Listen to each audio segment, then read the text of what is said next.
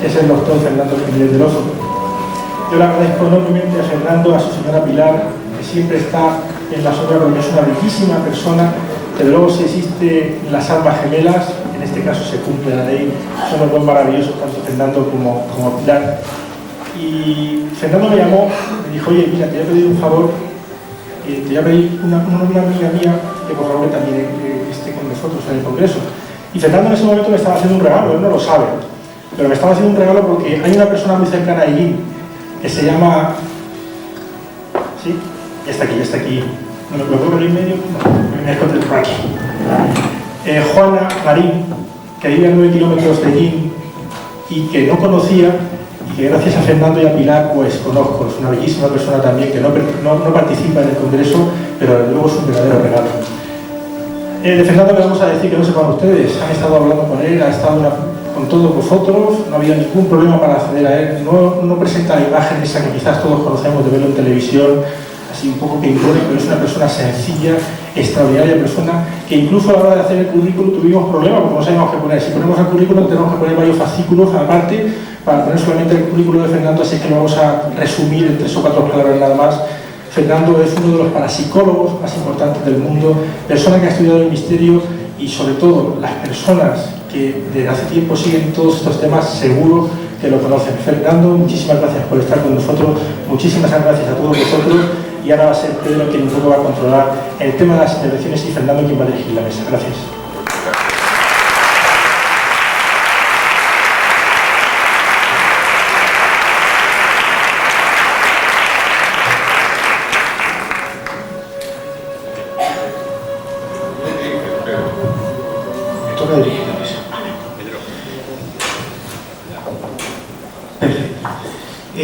Don Sinesio Daniel, Sinesio se debe de ir dentro de poquito porque tiene que coger el tren, porque se va, y me ha pedido la palabra, evidentemente, pues Sinesio, para ti el micro, la palabra y todo. Buenos medios días. Antes que nada quisiera darles las gracias nuevamente por su presencia y por la acogida que no merezco. Últimamente, en el último momento, ha venido la señorita que ha hecho una pregunta con referencia al famoso enlace sónico que se ve entre las sílabas. Bueno, tengo que decirle que eso no se percibe auditivamente, sino que se percibe y nos damos cuenta por las gráficas que se hacen con el Tool Edit que ha mencionado Pedro, el análisis gráfico del dibujo espectral de la palabra. O sea, nosotros no podemos distinguir que entre ma y ma hay ma. Eso se ve cuando aumentamos con un zoom, aumentamos la unión de las sílabas, vemos que hay una continuidad sónica y ya está por debajo de nuestro pabellón auditivo y que no podemos percibir, pero que la gráfica sí sale y que en cambio en una voz humana y normal no sale, pero en una voz sinfónica sí sale ese audio. ¿Ha quedado contestada la pregunta? Gracias. ¿Quién lo ha preguntado?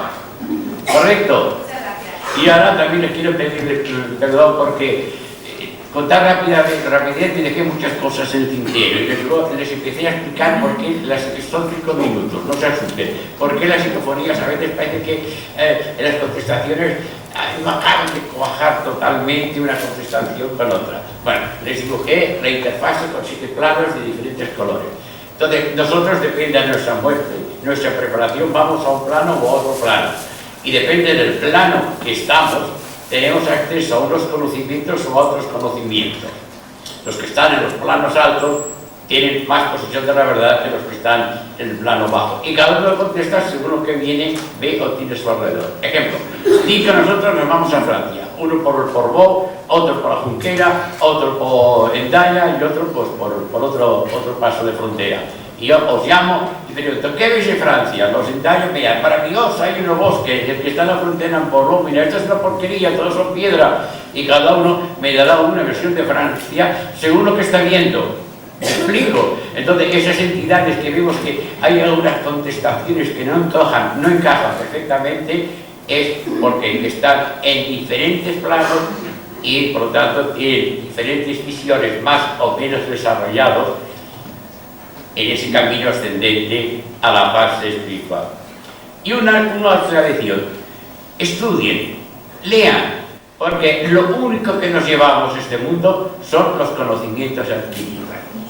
Ahora imagínese una persona que toda su vida ha estado negado a la existencia del más allá, que no cree en nada, muere, abre los ojos y se encuentra con otro mundo. Esos son los que dicen, ¿qué hago yo aquí? ¿Dónde estoy? ¿Qué es esto? Esos despistes de esa franja del olvido, posiblemente ahí están las personas que no han cultivado su espíritu y sus creencias. Estudiemos, pensemos, meditemos y estaremos preparados para ascender más rápidamente en esos planos a interfase. Muchas gracias.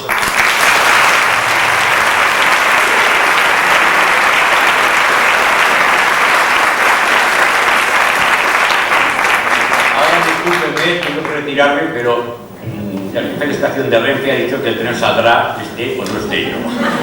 Gracias. Buenas tardes.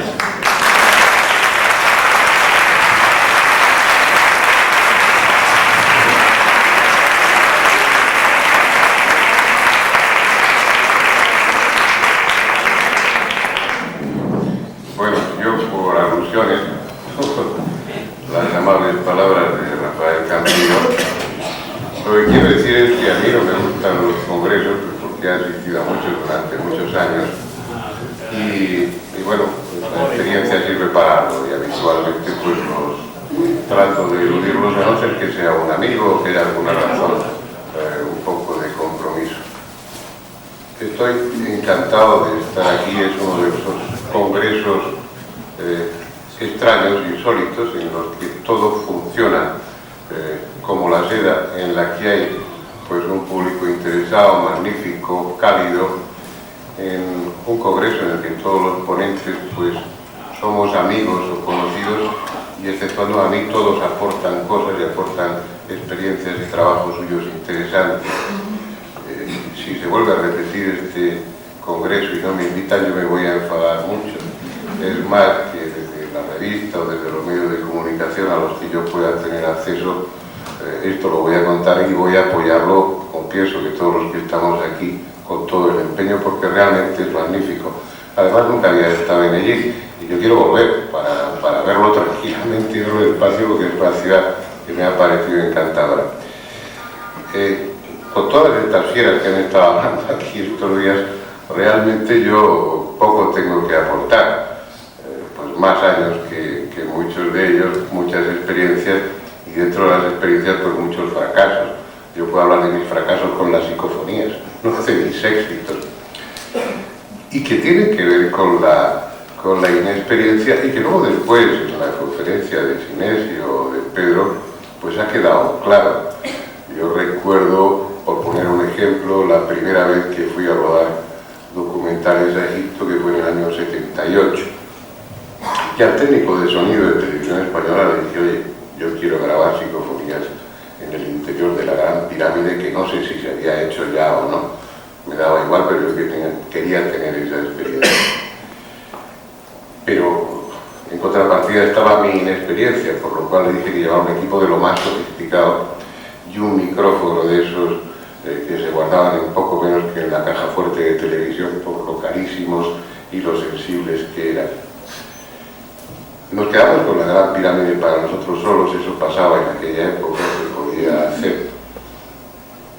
Y estuvimos grabando y no grabamos absolutamente nada, grabamos muchas cosas, pero eran pues hasta los ruidos de la gente que había afuera, filtraciones de agua, ruidos extraños que resultaba ser el roce de nuestra propia ropa. Eso lo hice también un año o dos después en el Templo de las Inscripciones de Palenque. Estábamos escuchando con el micrófono puesto encima de la losa, nosotros por el pasadizo que desciende con una escalinata pues como 2 o 3 recodos, y escuchando lo que se iba grabando el técnico de sonido y yo. A él se le erizaban los cabellos, a mí obviamente no, pero estábamos oyendo cosas tremendas que no podíamos identificar. Luego descubrimos que era el roce de nuestra propia ropa al movernos, lo que sonaba en ese micrófono. Así no se pueden grabar psicofonías, porque no sabes si son de una entidad o de alguien en el Distrito Federal que está pegando voces, ¿no? Uno aprende con ese tipo de cosas. Y luego las mejores, pocas psicofonías que he grabado, pues ha sido con esos magnetofones sencillos, con un micrófono y un cable lo más largo posible para captar poco el motor de arrastre del magnetofón, y otras en casa, en ambientes o en circunstancias, bueno, en las que había interés, una cierta carga emocional, pero no había equipos sofisticados. Lo que sí me cabe es la satisfacción de haber sido el primer individuo que hizo escuchar psicofonías a través de televisión. Eso fue en el año 74. Algunas eran de Sinesio, otras eran de Germán de Arumosa, que entonces eran los investigadores más destacados. Pedro yo no sé si había nacido todavía, ¿no? Y eso me sirvió pues para vivir lo que entonces era la censura. Y es que eso fue en la segunda intervención, era un programa en directo, y puse pues esas psicofonías de Tengo miedo, de las más dramáticas. ¿Y yo qué hago aquí? ¿Y yo qué hago aquí? Y el Arzobispado de Madrid pues llamó al director de Televisión Española, y a través de él, el realizador de ese programa, era un programa ómnibus de toda tarde del domingo, un querido amigo, Pedro Mario López, me dijo: oye, que no es que te echen a ti, es que quitan todo el programa, como vuelvas a tocar nada que tenga que ver con el espiritismo o con lo trascendente. Pero ahí había quedado. Yo creo que a partir de ese momento se generó la inquietud y la curiosidad por las psicofonías en mucha gente, y empezó una época gloriosa. Yo recuerdo pues, a Carlos Ramis, a otros muchos, a Ramos Pereira, grabábamos con los aparatos más extraños, obteníamos los resultados más diversos, pero siempre te queda la duda, y yo veo que a pesar de los años transcurridos, de la tremenda experiencia de investigadores como Sinesio, como Pedro, esa duda persiste. Uno sabe que habla con alguien, lo cual ya es muy importante, que es un efecto, la grabación que se produce en este plano de la realidad, pero que la causa no está aquí, que esas entidades son entidades inteligentes, pero no responden, o por lo menos no hay unas pruebas fehacientes, convincentes al 100%, de que esas entidades sean los muertos, aunque ellos se presenten a sí mismos así en muchas ocasiones. Y yo no sé si es por un exceso de precaución o porque en el fondo tenemos una idea, yo pienso, equivocada, que es demostrar cosas a los demás, cuando lo importante es demostrarlas a nosotros mismos. Yo creo que aun estando convencidos en el fondo, pues Pedro Sinesio y otros investigadores que llevan muchos años, de que tiene que ver con lo trascendente, aún así al exponerlo públicamente no lo exponen con la seguridad que ellos tienen a nivel afectivo, sino como una posibilidad. Yo tampoco lo sé, no sé si son las voces de los muertos o no, pero en cualquier caso son las voces de alguien que no ve, que tiene sentido del humor y que a veces me enseña cosas. Así que he tomado nota, y además voy a comprar toda la grabación de las conferencias, que voy a seguir las instrucciones de Pedro, y voy a ver si me hago amiguetes en el otro lado, lo que me apetece. Y ya he dado las gracias de esas cosas, y ahora lo que es importante es que intervengan otros compañeros que tienen cosas más importantes. No lo creo, nada, no lo creo. Bueno, pues nada, vamos a abrir un poco lo que es esta mesa redonda. Están aquí casi todos los ponentes. Antequerida pues se tuvo que marchar porque el hombre tiene 8 horas desde aquí hasta su casa, ha venido conduciendo y se ha tenido que marchar. Y también, pues sin eso. Pero bueno, estamos aquí, el resto, vamos a intentar hacerles un poco, pues llegar todas esas dudas, curiosidades que se han quedado en el tintero, hasta donde nos dé el tiempo, donde nos digan. Yo voy a recuperar el tiempo, es decir, no tengo ni idea del tiempo, pero bueno, hasta donde estemos. Hay preguntas, hay formas y hay, pues creo que están las azafatas por ahí ya con los micros y distribuyendo. Carlos.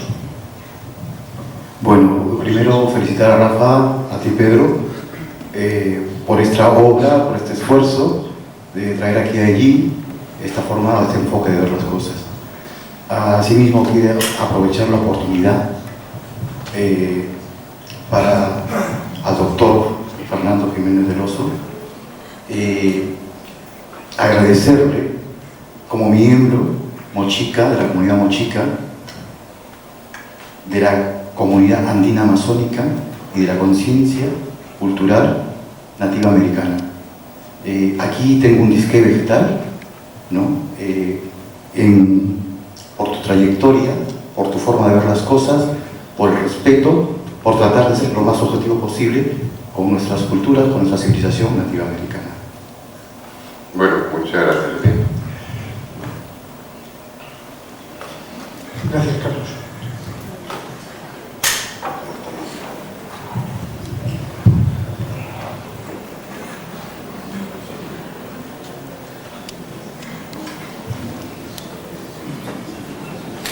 ¿Dónde?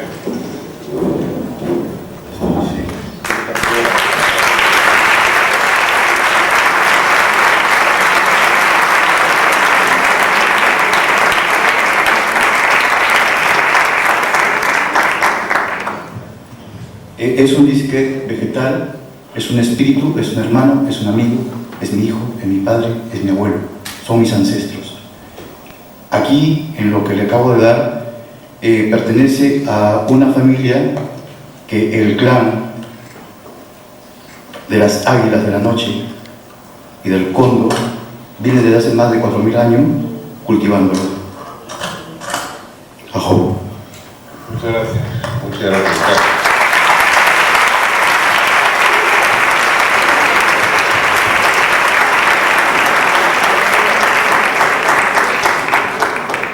Bueno, yo tendría que justificarlo, porque Carlos me hace este regalo para mí muy importante, para mí muy valioso y muy lleno de sentimiento y que guardaré. Porque a lo mejor muchos de ustedes no han tenido oportunidad de verlos. Yo en Perú he estado grabando documentales a lo largo de muchos años y habré hecho pues 25 o 30 documentales. Y como dice Carlos, pues probablemente con mucho desconocimiento, aunque me trataba de documentar lo mejor posible, con mucho respeto, y lo que era para mí más satisfactorio, que les gustaba a los peruanos y que a muchos ciudadanos medios yo les estaba enseñando cosas de su país y de sus culturas que no conocían. Recuerdo en uno de los rodajes que llegué al hotel, mientras estaba desembalando puse la televisión y la voz me sonó conocida. Miré y era yo. Estaba poniendo la televisión estatal una serie que yo había hecho sobre las culturas de Perú años antes, y es que la repetían, la ponían periódicamente todos los años a través de esa televisión. Y curiosamente me fue acompañando ese programa porque iba a volver sobre los mismos temas contemplados unos años después. Yo tengo vivo un profundo amor a Perú, y lo que espero es volver para hacer parte de todo lo que me queda por hacer allí. Yo creo que es bueno, lamentablemente está al otro lado del Atlántico, el viaje es largo, ahora todos vamos pues a Oriente Próximo, a Egipto, que son culturas fascinantes, pero no tenemos la idea de lo que hay en América, de lo que hay en Perú, de esas culturas. Se habla de lo inca, pero de la riqueza, de la filosofía, de la religión, de los conocimientos científicos, de tantos valores de culturas como la que citaba la Mochica, una de las más importantes a mi juicio del pasado peruano. Así que lo acojo con mucho amor, con mucho agradecimiento y bueno, me alegro de que lo que hago pues no sea horrible, sino que por lo menos lo hayáis aceptado como lo que es, como un testimonio de mi cariño por Perú. Gracias.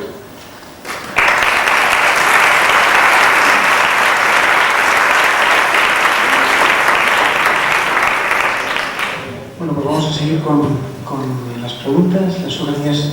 Tenemos una persona. En primer lugar, quiero agradecer a todos los ponentes la exposición que han tenido de tantos temas tan extraordinarios y desconocidos para mí, que me han servido de mucho. Pero ahora quisiera hacer una pregunta a don Fernando de un tema que aquí no se ha tocado, que a mí me interesa bastante, que son los mensajes de los difuntos en los sueños. Si nos pudiera usted decir algo, si es posible. Estoy tratando de localizarte para dirigir a mirar hacia allá.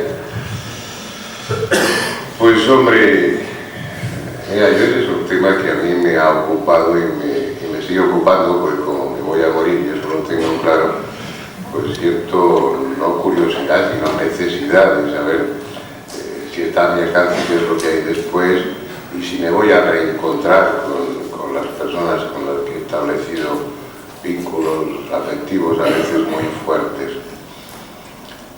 Estuve metido, por decirlo así, no puedo decir que investigando, porque no utilizaba ninguna metodología, simplemente estaba cerca, viéndolo en directo, pues el tema del espiritismo a través de sus diferentes formas. La Ouija, que era el tema de la conferencia de Paco Azorín, no lo sé, probablemente 1000 sesiones tendré encima, parece un campo fascinante. Luego el espiritismo con mediunidad parlante, fueron años muy intensos a ese nivel. Y sigo sin tener la plena seguridad de que establecía contacto con los muertos y que sus mensajes merecían tenerse en cuenta. Unas veces sí, porque su contenido era espiritualmente muy elevado, sin pamplinas, sin decir tonterías o perogrulladas o esas cosas comunes que todos imaginamos que puede decir un espíritu, sino con lógica, con sentido común. Otras veces me han servido para aprender, desde allí me han enseñado, pero me han enseñado no cosas sobre la vida después de la muerte, sino cosas que yo no sabía, de ciencia, de filosofía, de literatura, es decir, auténticos instructores. Otras veces, pues lo que uno se planteaba es, qué pena morirse para volverse un imbécil como este. Los mensajes en muchas ocasiones pues, son, vamos, para no hacerme caso. Luego he entendido que hay niveles y que hay un noviciado, pues como lo hay con las psicofonías, como lo hay con la Ouija, y que cuando está claro, no sé si porque tú te vas preparando, predisponiendo para dar ese paso y vas madurando a ese nivel, o porque ellos, sean quienes sean, quieren tener claro que tú eres constante, que eres tenaz y que el tema te interesa no como una frivolidad, sino para conocer. Y pasados el noviciado, pueden ser meses o a veces años, es cuando realmente viene la información.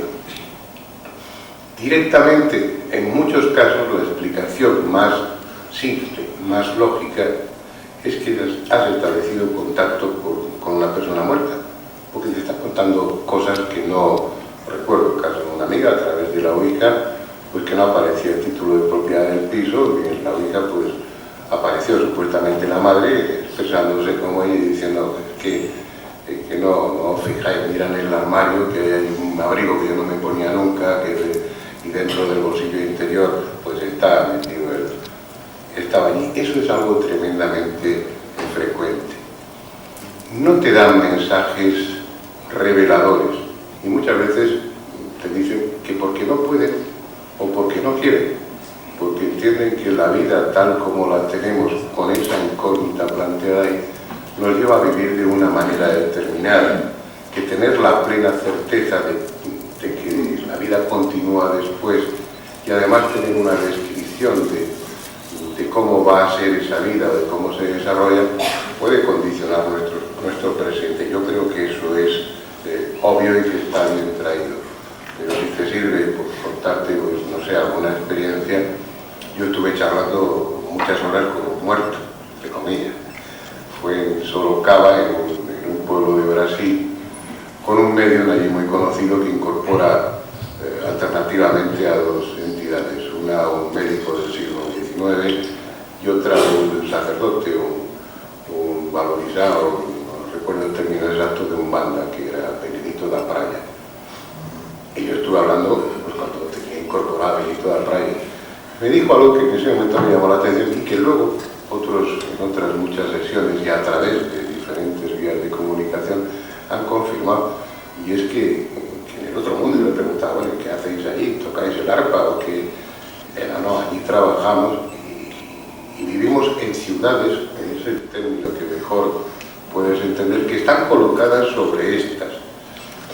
Bueno, aquello me dejó, no le puedo dar una plena certeza o veracidad a lo que este hombre contó, pero luego he escuchado muchos testimonios que hablan de algo parecido. Aquí se les ponía estar en el otro mundo sin hacer nada en contemplación, pues debe ser un rollo, como muy a gusto que uno se sienta inicialmente, ¿no?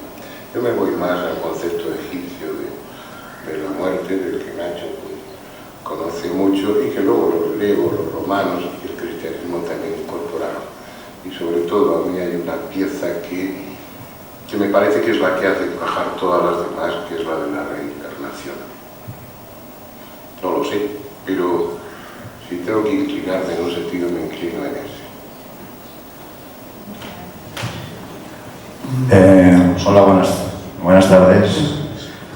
No voy a hacer ninguna pregunta, sí agradecer todo el esfuerzo realizado por todos ustedes en estas jornadas y simplemente voy a hacer, si me lo permiten, una reflexión basada en mis propias experiencias y que me voy a permitir leer. Son 3 minutos nada más. Queridos reyes, magos y científicos, recuerdo aquel día en que estuve en un Congreso Nacional de Medio Ambiente en Madrid. Políticos y no políticos, técnicos de la vieja y la nueva escuela, comerciantes y público se daban cita en este encuentro del saber. Comencé a sentir en mis propias carnes lo que significa la Inquisición del saber, el formar parte de los olvidados, de los apartados, porque mi comunicado no formaba parte del saber oficial. Me preguntaba y a la vez sugerí la formación de una comisión que estudiara la evolución de las propuestas. De esta forma se sabría si los 4 volúmenes de propuestas se habían traducido al cabo de 2 años en un porcentaje, aunque fuera pequeño, de leyes, decretos, reglamentos, etc. Mi sorpresa fue que esta propuesta fue también objeto de esa Inquisición del saber y aunque hubo una carta oficial de protesta, jamás se recibió respuesta. Este mundo de lo oficial, de lo oculto, sigue existiendo, desafortunadamente, en algunos de los que aparentemente forman parte del libre pensamiento. Me sigue sorprendiendo el escuchar como el hablar de ovnis es una estupidez, el sentir que todo lo que sale de la versión oficial no es válido. Quizá la clave de por qué ocurre esto la encuentre en otro recuerdo mío. Recuerdo también aquellos congresos de bioelectromagnetismo que se celebraban en la Facultad de Medicina de Alcalá de Henares en Madrid. En las conclusiones finales, todos y cada uno de los ponentes decían: parece ser que seguramente se producen estos hechos. Nunca tomaban una postura comprometida en sus afirmaciones. Si así lo hubiesen hecho, las subvenciones para investigar de las compañías eléctricas se hubiesen acabado. Mis sensores de alarma se siguen encendiendo cuando escucho de nuevo: señores, estos son los hechos, ustedes pueden pensar lo que quieran. Manera fácil de seguir sin comprometerse, de partir de una postura, errónea o no, el tiempo lo dirá, pero que al menos sirve de inicio para aquellos que sí creemos en el compromiso ante la vida. El saber de los hombres de libre pensamiento debe fluir y no ser taponado con frases como: el que quiera saber que se moje el culo. Lo comprendo, pero no lo comparto, pues pensar que todo el mundo va a hacer un uso indebido de esa información vuelve a formar parte de esa Inquisición del saber.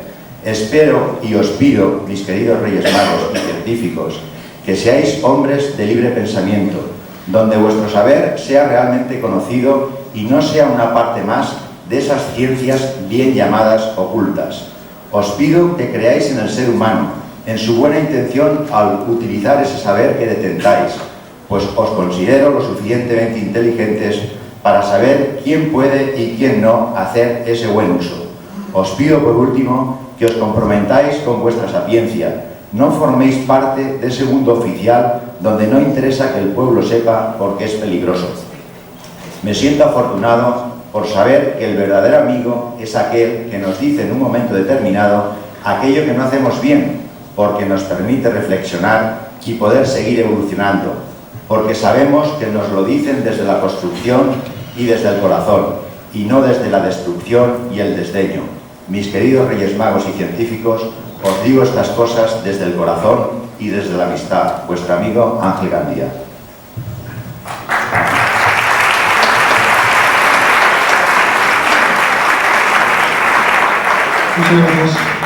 Muchas gracias. Vamos a seguir con las cuestiones, las preguntas. Rafa. Rafa, ¿hasta qué hora tenemos? Perfecto. Hola. Hola, muy buenas. Buenas. Es concretamente para ti, Pedro. Habéis hablado que habéis cogido muchas psicofonías, ¿no? Sobre todo sobre palabras, frases. Yo quería hacerte una pregunta. ¿Habéis podido grabar alguna vez el sonido o una música entre plano y plano? ¿O entre otro mundo o otra dimensión? Sí. Sí que la hemos grabado. Yo en una ocasión, he grabado, sobre todo en el compact disc, en el CD que se distribuyó con el libro, y como creo que es la primera, no sé, no me acuerdo, es lo de los coros, la segunda o la tercera grabación, aparece unos coros grabados por Marcelo Barcelo-Bacci, que es una personalidad dentro del mundo de la transcomunicación, más bien orientada hacia la mediunidad, pero lo hace, es válido y lo acepto, y se graban, hay un coro impresionante. De todas formas, sí que hay algunas grabaciones, pero son todas muy interesantes. Se salen de lo que son las psicofonías. Se llamaría, como dice José Requena, estará por fuera, no sé si lo ves, tipo parafonorales, cánticos, etc. Gracias. Hola, aquí. Ya te veo. Adelante. Ante todo, daros las gracias porque he disfrutado, y creo que muchísima gente, o casi todos por lo menos, he disfrutado muchísimo, ha sido muy ameno y encantador. Mi pregunta para ti, Pedro. Muchas gracias. Porque, bueno, sé que aparte de ser un grandísimo investigador, le das 40 millones de vueltas a la cabeza para encontrar nuevos métodos. La niña del exorcista. Sí. No es cierto, pero buscas siempre nuevos métodos de investigación. Y es algo que te quiero preguntar, si existe la posibilidad, científicamente hablando, tecnológicamente hablando, de algún aparato que pueda conectar directamente, o sea, poder conseguir un diálogo directo, sin grabación, sin escuchar, sino... ¿Sabes lo que te quiero decir? Claro, hay aparatos diseñados, estos últimos de los que yo hablaba, tipo Spiricom, los famosos MARC, que eran, unos artefactos como botellas, como estas botellas, pero mucho más grandes, que estaban enroscados en antenas y en espiras de cobre. Esto provocaba, una captación, frecuencias y demás historias un poquito complejas. Pero bueno, se desarrollaron estos aparatos y los resultados fueron similares a los que hemos podido escuchar en la última de las sinfonías que he pasado, con ese sonido burdo, ¿no? Basándose en ese sonido burdo, donde servía como portadora para poder ayudar a las voces a entrar, sí que se han utilizado. Se obtuvo una grabación de un medium que duraba aproximadamente 13 minutos, contestando, hablando. El experimentador le decía, cuenta hasta 10, y aquel 1, 2, 3, 4, 5, 6, 7, un momento. Y así, ¿no? O sea, había un diálogo y tal. Nadie ha podido corroborar si eso fuera o no fuera cierto, porque fue solamente una vez, y después en Alemania se produjo otro conato de intento, pero pocas veces. Hay unos generadores de frecuencias, como el de Otto Koenig, que sí que acercan y sí que se cree que pueden llegar a contactar, pero está todo tan cuestionado. Es como si yo ahora dijera, a los ovnis, para demostrarnos que existís, aterrizar aquí en la puerta del aula de cultura del ayuntamiento de allí, para demostrarnos vuestra existencia. Estoy seguro, nosotros no, pero casi todos los que estarían en el mercado medieval y demás dirían, mira, están haciendo un show de un espectáculo y tal, ¿no? Y cuando salían los niños cabezones y tal, los enanitos cabezones, dirían, mira, y esos son los artistas. Una cosa así, ¿no? Es decir, yo siempre pienso que las cosas que son increíbles necesitan pruebas increíbles para ser demostradas. Y esto, hasta que no lo acerquemos tanto, que realmente veamos y nos choquemos en nuestras propias narices, que se trata algo más que una habladuría, seguirá todavía estando. Gracias. ¿Qué te parece? Bien, más o menos, ¿cómo es posible, y resumo, corrígeme si me equivoco, cómo es posible que recibamos o que se puedan recibir impactos, movimientos de objetos por cosas, entidades, energías ultrafísicas, tortas, golpes y demás, si realmente no tienen un soporte físico? Es decir, ¿cómo podrían interactuar con nuestra... Bueno, realmente yo no sé exactamente a qué te refieres, pero creo que más o menos sé por dónde puedes ir. Vamos a ver, realmente en mi campo, que como bien sabes son las sesiones Ouija, muchas veces estos golpes, estos fenómenos de poltergeist, también levitación, etcétera, etcétera, son provocados por nosotros mismos, son fenómenos colaterales a las sesiones Ouija. ¿Qué significa esto? Voy a poner un caso para que se entienda, el caso de los niños. El caso de los niños, salvo rarísimas excepciones, realizan una sesión Ouija. Lo único que hacen ellos es conectar con sus propios miedos, con sus propias angustias. Han oído hablar que realmente pues, en las sesiones Ouija somos capaces de conectar, según ellos, eso es el mensaje que les ha llegado, de conectar con el demonio, o que se puede conectar con entidades celestiales, o que se puede conectar con digamos, entidades que les pueden decir cosas interesantes. Entonces los niños se reúnen por su cuenta y riesgo, a escondidas, en un sótano, en un lugar donde nadie sepa que están allí, y para hacer de las suyas. Pero claro, llegan con ese miedo, con ese temor, con esa angustia. ¿Y saben ustedes con quién conecta? Pues en la inmensa mayoría de las ocasiones conectan con ellos mismos, con sus miedos, con sus angustias. ¿Qué ocurre? Que aparece un concepto nuevo que nosotros le llamamos energías descontroladas. Ahora, por ejemplo, ustedes están preguntando, nosotros estamos contestando, y todos aquí más o menos creo que controlamos nuestras energías. Sabemos lo que hacemos, sabemos lo que decimos, pero los niños en esta situación de angustia, de terror, no saben realmente lo que están haciendo. Deslocalizan sus energías, hay unos movimientos descontrolados, y estos movimientos son capaces de provocar poltergeist. Pueden provocar levitación en algunos objetos, piedras más o menos poco pesadas que puede haber por los alrededores. Incluso a veces se notan olores nauseabundos, que no sabemos exactamente, pero también se puede provocar, palmadas, ruidos, y claro, el fenómeno más corriente es que el vasito, que como ustedes saben es el máster que están utilizando, como los niños están aterrorizados y están fijamente mirando ese máster, ese vasito, llega un cierto momento que se carga de energía descontrolada y sale totalmente despedido y se estrella o bien se cae a la mesa. Claro, los niños han aterrorizado diciendo que han conectado pues, con Satanás o con el demonio, con una entidad. En fin, si te refieres a eso, simplemente te diré que son efectos colaterales a las sesiones Ouija, y esto mismo, pues, no sé, Pedro, supongo que en una sesión psicofónica también podría suceder. Simplemente suele ocurrirle a personas poco maduras, a nivel psíquico me refiero, que por ese fenómeno de no controlar sus propias energías puede suceder. Pues un día, he recibido impactos indirectos en algún momento. Cuento uno que precisamente estábamos investigando en un antiguo, pues, fue un antiguo monasterio, y encima del hogar, de una chimenea inmensa, pues yo hacía un frío terrible, y yo tenía una linternita en esta mano, y la otra viejita, esta no, otra pipa, pero bueno, y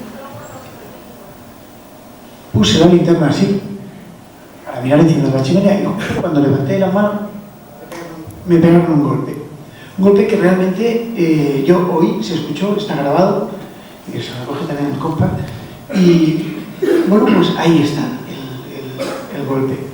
Pero lo curioso es que a mí no me hizo nada de daño, no lo sentí, lo hablamos en un programa de televisión, Fernando, no sentí el impacto, no me dolió, simplemente noté una presión. Una presión tampoco, noté el golpe, y yo extrañado le digo a mis compañeros, me han pegado un golpe en la mano, por el sonido, porque sabía que me lo habían pegado, y efectivamente me pegaron un golpe en la mano. La energía, desde mi punto de vista, aceptando por supuesto lo que el Cargazolín dice, la energía, voy a decirlo de la siguiente forma, esto funciona con la batería, si le quitamos la batería no funciona. Yo estoy seguro que para cada uno de nosotros, de los que aquí estamos, exceptuando para 2 o 3, esto es magia. La magia seguirá siendo magia hasta que se descubra la energía que hay detrás. En este caso, la energía eléctrica, la energía radioeléctrica que produce ese tipo de ondas e interferencias. Quizás algún día descubramos esa otra energía. Antonio. ¿Cuestiones? Arriba tenemos...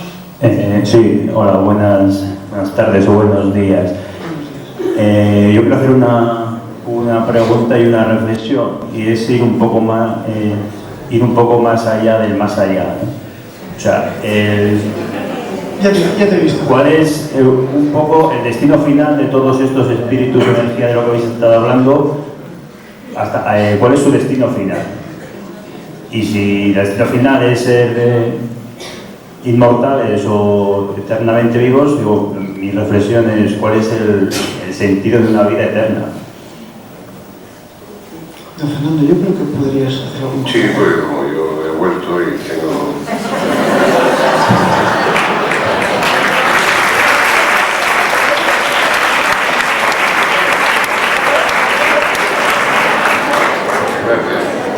No, el problema es peliagudo. Si planteamos que las almas, estamos hablando en hipótesis, aunque no tanto, es decir, aquí estamos buscando un poquito en eso que para otros es pura especulación, y aquí nos arañamos siquiera un poquito esa posible realidad. Pero bueno, si admitimos que las almas son inmortales, obviamente no se han creado. Son inmortales en los dos sentidos, en las dos direcciones del tiempo. Habría que preguntarse para qué vienen aquí. Habría que cuestionarse muchas cosas. Por muy depravado que seas, pues hombre, un infierno por toda la eternidad parece que es pasarte, aunque sea para Bin Laden, no importa. Pero también, por otro lado, no es justo que ha llevado una vida honesta pues reciba el mismo tratamiento al morirse que el depravado. Tiene que haber... si no premio o castigo, tiene que haber grados de evolución, tiene que haber asignaturas que uno tiene que repetir. Uno trata de imaginárselo de esa manera.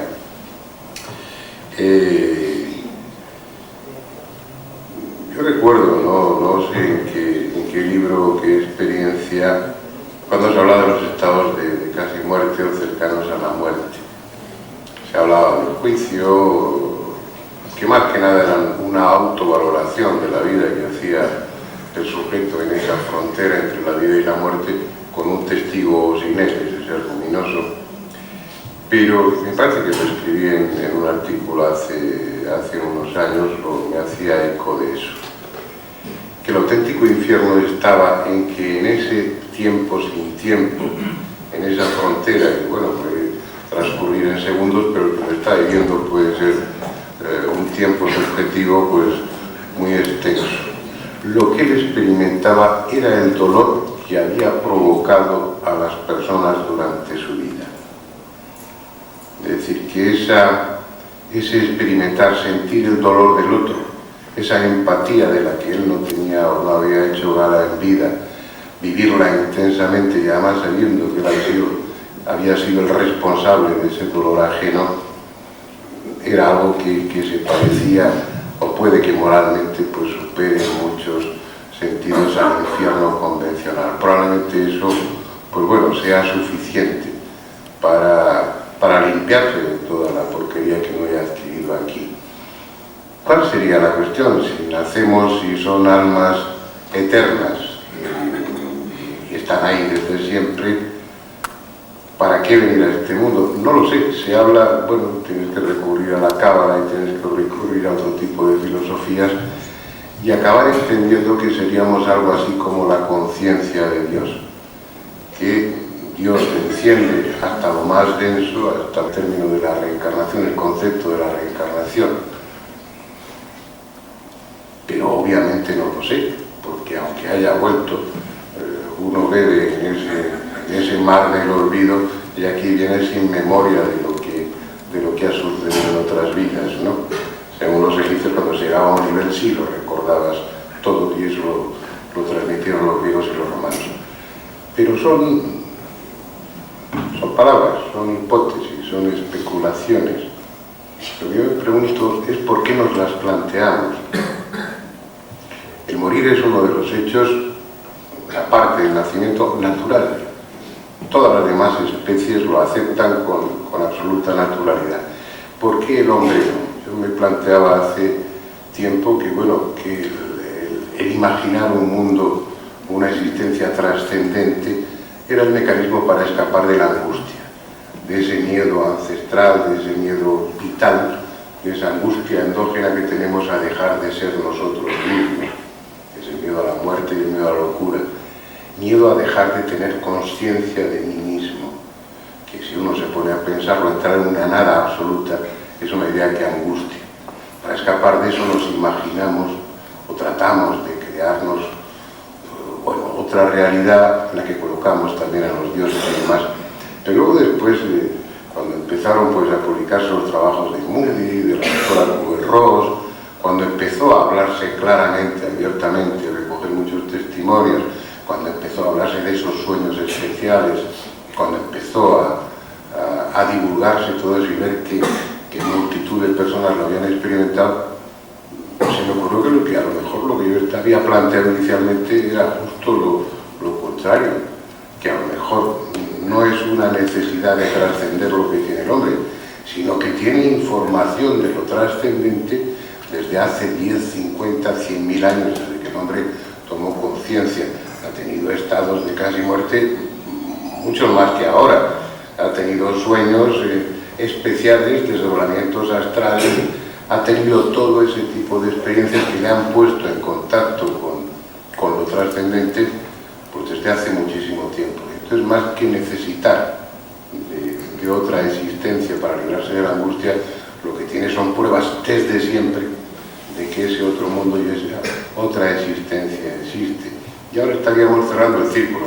Eso se ha negado desde el punto de vista materialista y ahora empezamos a retomar lo que el hombre antiguo probablemente ya sabía. Yo creo que la existencia de un mundo más allá de la muerte no es algo que necesitamos creer, sino que es algo que sabemos, que forma parte de nuestro conocimiento más profundo y que lo que tenemos que empezar a hacer, entre otras cosas, a través de todas estas técnicas, es a quitar esos prejuicios, esa barrera, ese filtro y dejar que ese conocimiento salga. Pero como ves, también son especulaciones, no tengo la certeza de nada. Ya está, ya no digo más.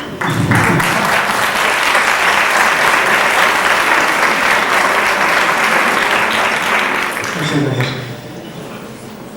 Arriba. Ahora sí que es arriba. Hola. Hola. Yo quería preguntar si alguno de ustedes me puede responder por esas personas que son como nosotros, que tienen una vida normal y de repente tienen alguna experiencia en la que aseguran que de repente han visto espíritus, hablan con ellos, mantienen diálogos, y ya sé que esto suena a ánimo de lucro, a gente que aprovecha las penas de otras personas para sacarles el dinero, pero creo que realmente hay gente que puede hacerlo. ¿Ustedes han tenido algún caso o alguna experiencia?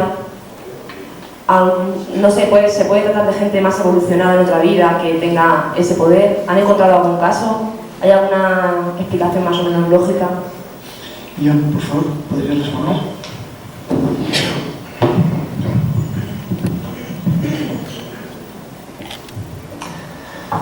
Claro que sí.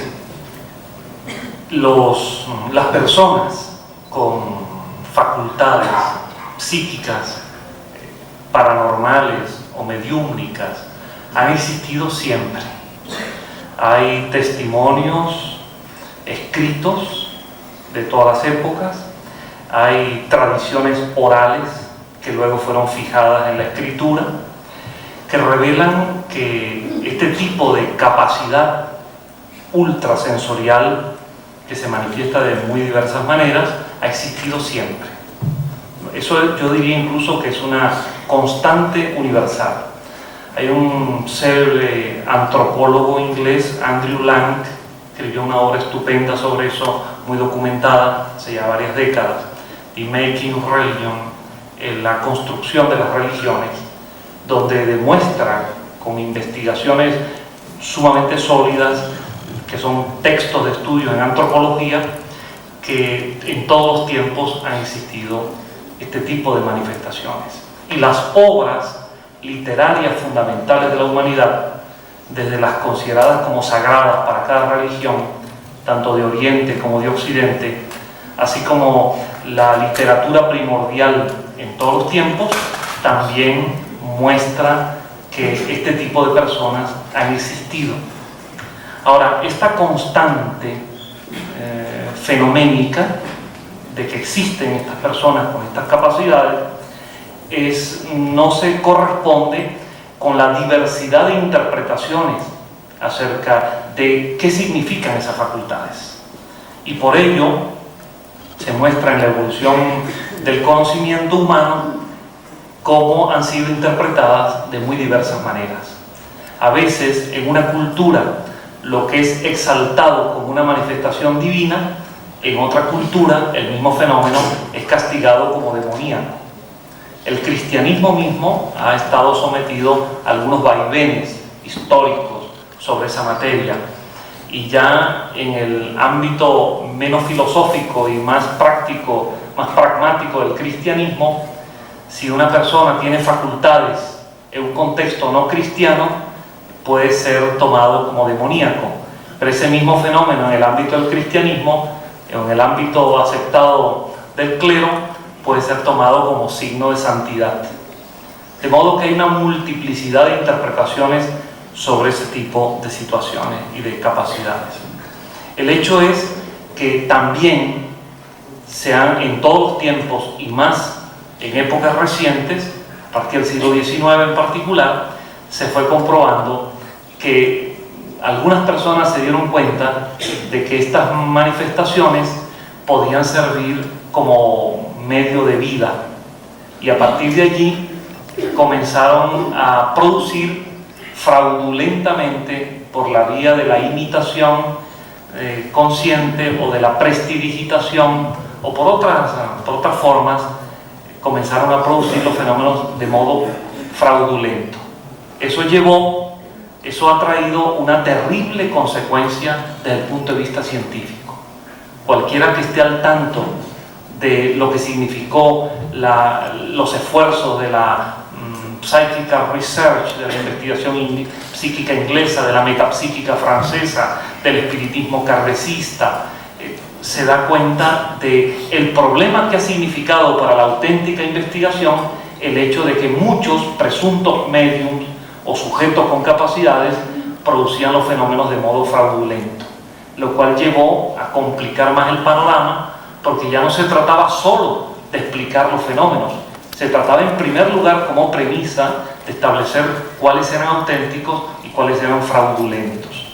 Y casi se llega a la conclusión de que los auténticos son cuantitativamente, se presentan con menor frecuencia, en menor cantidad, que aquellos hechos de carácter fraudulento.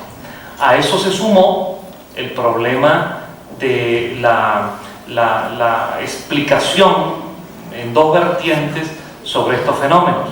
Aquello que Alexander Aksakov llamó aquellos fenómenos de mediumismo o aquellos de animismo. Es decir, hasta qué punto cuando una persona entra en un estado alterado, modificado de conciencia, donde aparentemente se presenta una personalidad diferente que se muestra por diversas vías, en forma oral, escrita o efectos físicos, hasta qué punto refleja la manifestación de un ente, de un espíritu distinto a la persona, o hasta qué punto está reflejando sus propias capacidades inconscientes. Y en resumen de todo esto, y posiblemente al fondo muy específico de la pregunta, está el problema de cómo separar la paja del grano.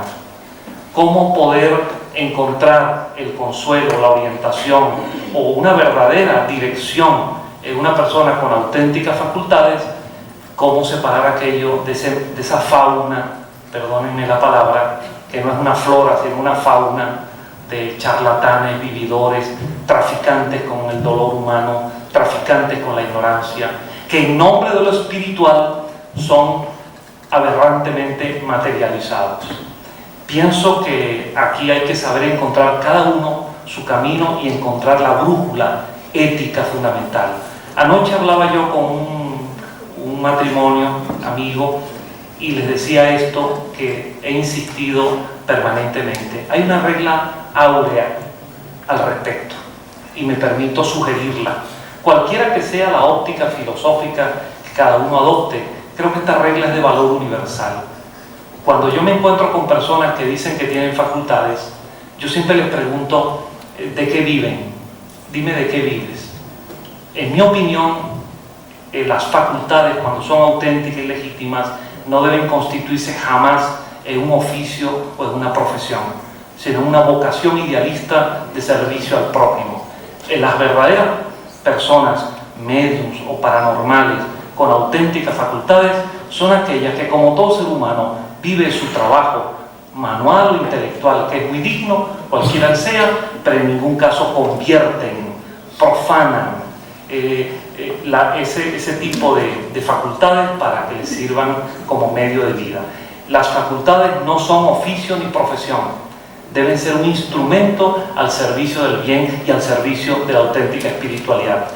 Dime de qué vives y te diré cuál es la autenticidad de tu facultad.